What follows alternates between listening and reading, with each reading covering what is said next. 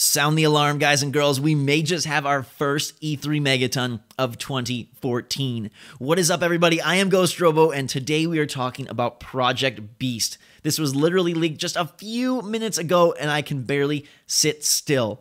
What we have here is reportedly the new game in the Demon Dark Souls universe, the next title from Software, this secret project of Miyazaki exclusive to PlayStation 4. We got a bunch of screenshots, so click on the link in the description. Let's look at them together and go through the nitty-gritty of what we have on our hands.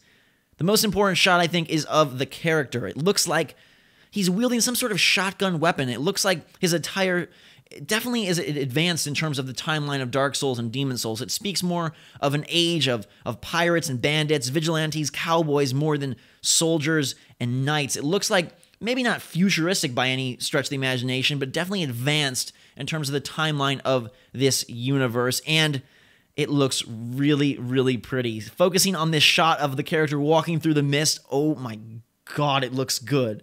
The Dark Souls and Demon Souls games are some of my favorite games of all time because I think they are so brave in their endeavors. I think they're so brilliant in how they cater to the most hardcore of gamers in an era when everyone is trying to go down a road of ease of use and accessibility. They focus on specificity, on detail, on meticulous mechanics, on patience, on dedication, on victory, and I love that about them. And so even though they aren't perfect games, I think they're perfect games because of what they stand for and what they attempt to do. And this generation, exclusives are not going to be as big of a deal. So having an exclusive like this is a huge thing. You're not going to get the Batman exclusive. You're not going to get the Destiny exclusive. But getting a Beast Souls exclusive would be epic. And why do I say Beast Souls? Because this is Project Beast. And as we know, Project Dark became Dark Souls. So my inkling is that this will become Beast Souls, which I think is equally exciting to the shots themselves. Because if they wanted to just make a straight-up sequel, they would have called it Demon Souls 2 or Dark Souls 3, just a prettier version of what they already have. And there was rumors that a Demon Souls 2 was in the works and it would be exclusive, but then it was not really confirmed and maybe shut down. It looks like, though, we are finally getting that game. And I wonder what Beast Souls means for this universe. I wonder what evolutions that name holds. Maybe this is a game about cleansing the land from these evil creatures more than the dark struggle of humanity versus Hollow. Maybe it's a game more about purity and cleansing and freeing the land and going out and hunting these creatures versus some of the more ethereal themes of death in Dark Souls and Demon Souls. Beast Souls has a great ring to it. I think this game, I'm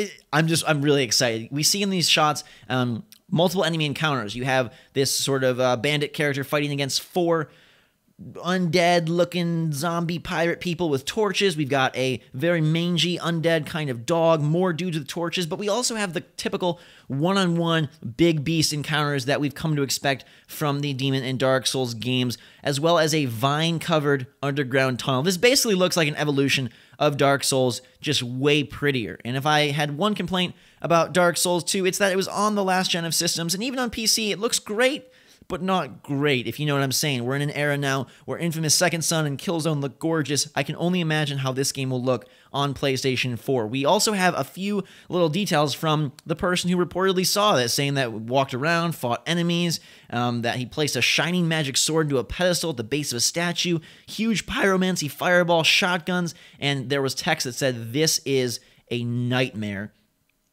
That's just, that's so good. Like, prepare to die. Their little phrases are so evocative of their games. And again, beasts and nightmares, dream world, what could they create here? Especially on the next gen, PlayStation 4. What will they use that power for? I have to imagine that there will be some evolution of the systems and mechanics. Again, they could have called this Dark Souls 3, they could have called it Demon Souls 2, but why Project Beast? What are they going to do to the gameplay? Does evolving the timeline and giving this guy a shotgun, does that speed up the gameplay at all? Does that create more multi-enemy encounters? Now, my favorite part of Dark Souls is the intensity and the, like, sweaty moments of one-on-one fights with some crazy creature, and just you could die at any moment, and it's so rewarding, but also so scary. And I think if it got too fast and too many enemies, you would lose a lot of that. We definitely don't want this to become God of War. We definitely don't want it to become that kind of an action game. But what could they do to evolve this? Maybe it does